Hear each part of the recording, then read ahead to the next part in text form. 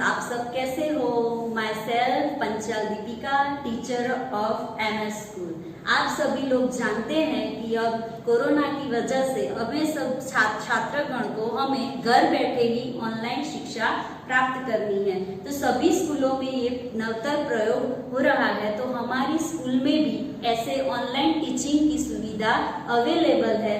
आशा करती हूँ कि आप सब भी घर बैठे इस प्रकार से स्टडी करेंगे और आप अपना जो वक्त है वो बर्बाद नहीं करेंगे और शिक्षा घर बैठे ही प्राप्त करेंगे। तो वैसे ही एक नए टॉपिक के साथ मैं आप लोगों के सामने आज हाजिर हूँ और वो व्याकरण का टॉपिक है शब्द संरचना। आज हम शब्द संरचना के बारे में जानकारी प्राप्त करने वाले हैं। इससे पहले हम शब्द संरचना का अर्थ क्या होता है। शब्द संरचना यानी कि नए शब्द का निर्माण करना। तो शब्द संरचना की परिभाषा है कि भाषा में एक शब्द से दूसरा शब्द बनाने की प्रक्रिया को शब्द संरचना कहा जाता है।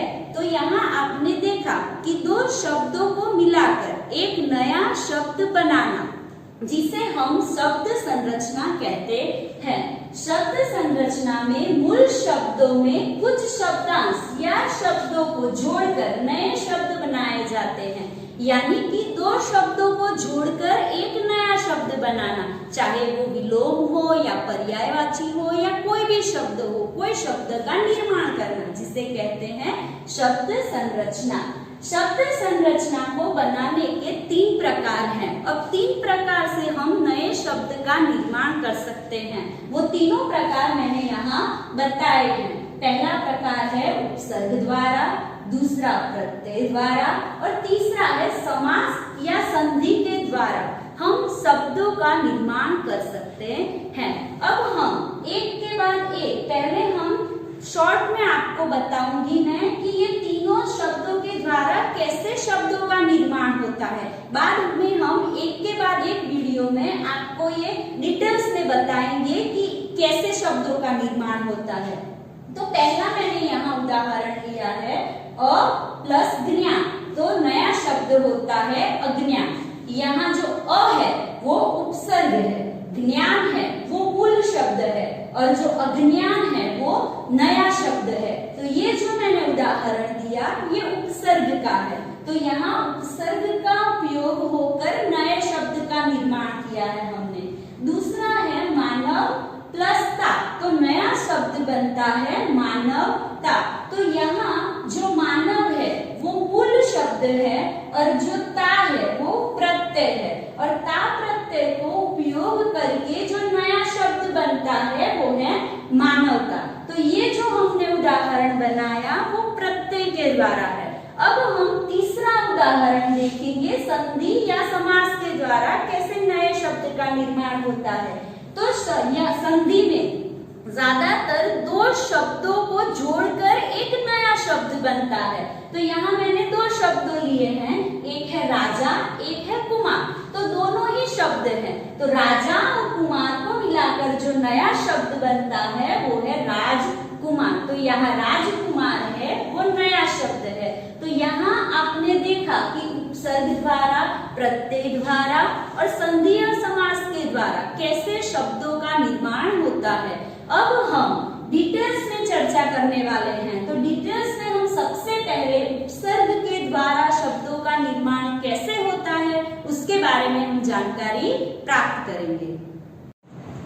अब हम उपसर्ग द्वारा शब्द की संरचना कैसे करते हैं उसके बारे में जानकारी प्राप्त करेंगे। उससे पहले हम उपसर्ग की परिभाषा समझ लेते हैं। उपसर्ग यानी कि वो शब्दांश जो किसी शब्द के पहले जुड़कर नए शब्द का निर्माण करते हैं और उसके अर्थ में विशेषता या परिवर्तन कर देते हैं, वो उपसर्ग कहलाते हैं।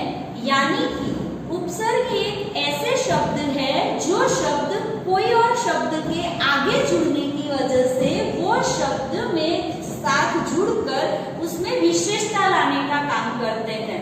उपसर्ग की संधि है उप प्लस सर्ग। उप यानी कि निकट होना और सर्ग यानी सृष्टि करना। यानी कि उपसर्ग का मतलब होता है नए शब्द का निर्माण करना।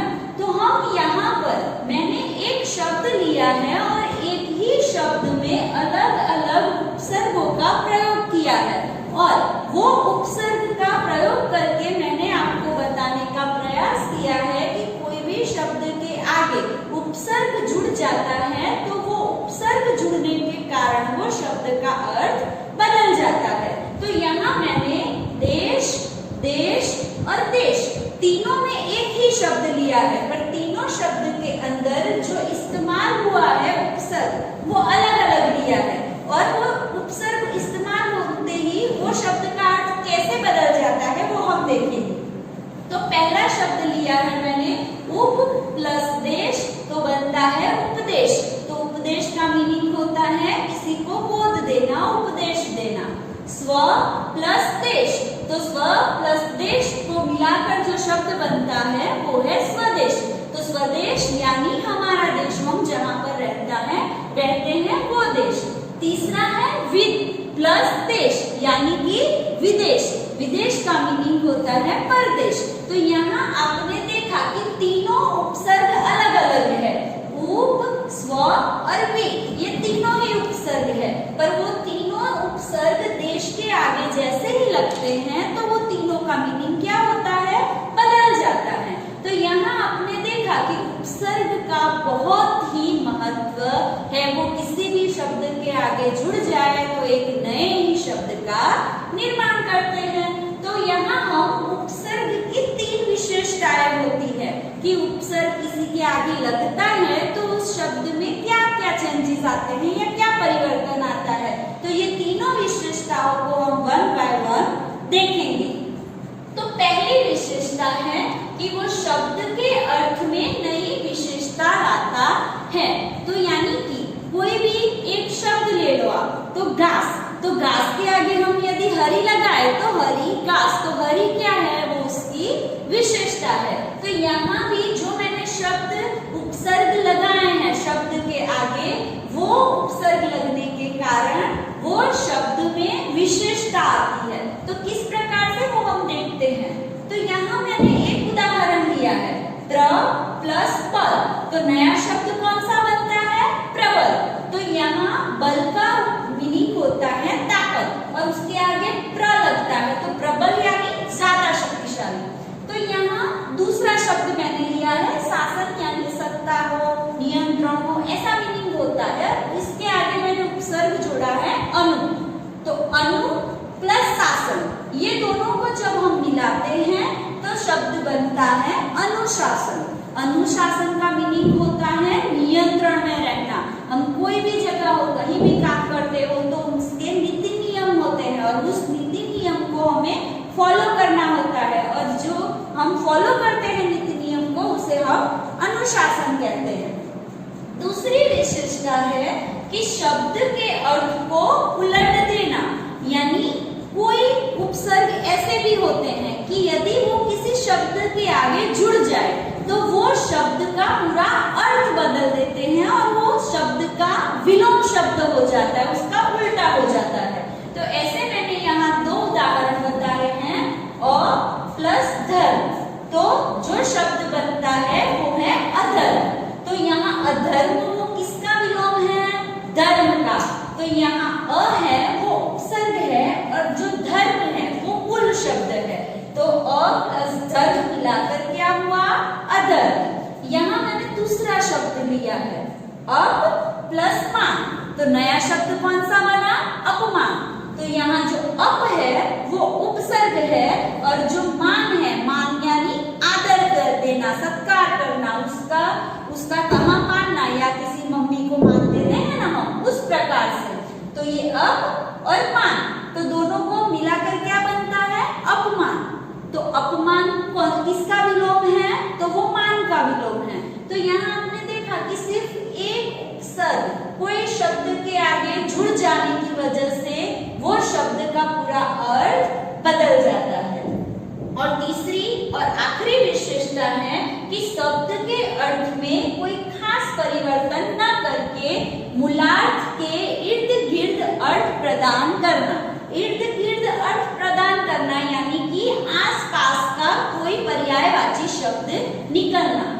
कई बार ऐसा होता है कि कुछ शब्द ऐसे होते हैं कि उसके आगे हम कोई भी उपसर्ग लगाए पर उसके शब्द में कोई खास परिवर्तन नहीं होता। तो हम ऐसे शब्द देखें तो शुद्ध, शुद्ध का मीनिंग क्या होता है? निर्मल। तो निर्मल यानी शुद्ध, शुद्ध के आगे हमने कौन सा उपसर्ग लगाया है? वी। तो वी प्लस शुद्ध, तो कौन सा शब्द बना? विशुद्ध। तो शुद्ध का मीनिंग होता है निर्मल और विशुद्ध का मीनिंग होता है अति शुद्ध। तो यहाँ मैंने वैसे ही दूसरा शब्द लिया है, परि प्लस भ्रमण। भ्रमण यानी क्या होता है? घूमना, फिरना। तो यहाँ परि प्लस भ्रमण, ये दोनों को हमने मिलाया तो कौन सा शब्द बना? परिभ्रमण। तो यहाँ भ्रमण का मीनिंग होता है घूमना और परिभ्रमण का मीनिंग होता है किसी चीज के आसपास घूमना। तो यहाँ आपने देखा कि जो उपसर्ग हमने आगे लगाए कि जिस वजह से ये ऐसे शब्द है कि जिस उपसर्गों में हम इस्तेमाल करें जिस शब्द में, पर उस शब्द में कोई खास परिवर्तन आता नहीं है। तो उपसर्गों का हमारे जीवन में बहुत महत्व है और वो किसी भी शब्द के आगे लग जाए तो वो शब्द की विशेषता में बदलाव ला देते हैं। हिंदी में उपयोग होने वाले उपसर्ग, कई सारे उपसर्ग है, इसमें से मैंने थोड़े उपसर्ग यहाँ पर लिखे हैं। तो हिंदी भाषा में कई सारे उपसर्ग है। वैसे ही हम ये जानकारी है कि संस्कृत में, उर्दू में, फारसी में, सभी भाषाओं में अलग अलग उपसर्गों का इस्तेमाल होता है। यहाँ हिंदी में भी अ, अन, अर, औ, क, कु, दु, नी, दीन, भर, स, सु, पर, न आदि उपसर्गों का उपयोग होता है। इसमें से कई सारे ऐसे उपसर्ग है कि जो आपने पहले सारे मैंने शब्द लिखा है उसमें से आपने देखे होंगे। तो यहाँ ऐसा नहीं है कि एक ही उपसर्ग का उपयोग करके हम शब्द बना सकते हैं। एक ही शब्द के अंदर दो उपसर्गों का इस्तेमाल करके भी हम शब्द बना सकते हैं। तो यहाँ मैंने दो उपसर्गों का उपयोग करके भी नए शब्द का निर्माण होता है। तो मैंने यहाँ एक नहीं दो उपसर्गों का उपयोग किया है और एक मूल शब्द लिया है और एक नए शब्द का निर्माण किया है। तो हम ऐसे शब्द को देखेंगे। तो पहला जो है नीर प्लस आ प्लस करण, तो जो शब्द बनता है वो है निराकरण। तो यहाँ जो नीर है और आ है, ये दोनों जो शब्द हैं वो उपसर्ग है और जो करण है वो मूल शब्द है। दूसरा शब्द है सम प्लस आ प्लस चार, तो कौन सा शब्द बनता है? समाचार। तो यहाँ आप देख सकते हो कि सम प्लस आ, तो ये जो दो शब्द है वो उपसर्ग है। यहाँ तीसरा जो शब्द है वो है अ प्लस सु प्लस रक्षी, तो ये तीनों को यूज करके कौन सा शब्द बनता है? असुरक्षित। तो असुरक्षित शब्द बना, उसमें भी दो उपसर्ग है अ और सु, और ये जो रक्षित है वो मूल शब्द है। चौथा शब्द है अ प्लस नी प्लस यंत्रित, तो जो शब्द बनता है वो है अनियंत्रित। तो इस शब्द के अंदर अ प्लस नी यानी अ और नी ये दोनों ही उपसर्ग है। पांचवा है अति प्लस आ प्लस चार, तो जो शब्द बनता है वो है अत्याचार। तो यहाँ अति और आ है वो उपसर्ग है। छठा जो मैंने वाक्य लिया शब्द लिया है वो है अ प्लस प्रति प्लस अक्ष, तो जो शब्द बनता है वो है अप्रत्यक्ष। तो इसमें अ प्लस प्रति, ये जो दो शब्द है वो उपसर्ग है और ये तीनों को मिलाकर जो शब्द बनता है वो है अप्रत्यक्ष। तो यहाँ आपने देखा कि उपसर्ग का बहुत ही महत्व है। वो कोई भी शब्द के आगे जब जुड़ जाते हैं तो वो शब्द में परिवर्तन ला देते हैं, उसकी विशेषता भी बढ़ा देते हैं। तो आशा करती हूँ कि आपको शब्द संरचना टॉपिक के अंदर उपसर्ग का इस्तेमाल कैसे होता है और शब्द का निर्माण कैसे होता है ये चीज आपको समझ में आई होगी। मुझे एक दूसरी बात बतानी है कि मैंने यहाँ जितने भी टॉपिक नोट किए हैं ब्लैक बोर्ड के ऊपर, वो सभी टॉपिक आपको नोटबुक में भी लिखने हैं यदि आपकी एग्जाम हो या कोई भी स्टडी टाइम में आपको पढ़ना है और आपको ज्यादा नॉलेज प्राप्त करनी है, क्योंकि कुछ टाइम के बाद हम कोई चीज भूल जाते हैं, तो हमें मूल्यांकन के दौर पर भी आप ये लिखी हुई नोट्स को आप देखकर मूल्यांकन कर सकते हो। आशा करती हूँ कि ये चीज मैंने जो आपको समझाई वो समझ में आई होगी। अब हम जब नेक्स्ट टाइम वीडियो बनाएंगे तो उसमें हम प्रत्यय द्वारा शब्द का निर्माण कैसे करते हैं उसके बारे में हम चर्चा करेंगे। Thank you.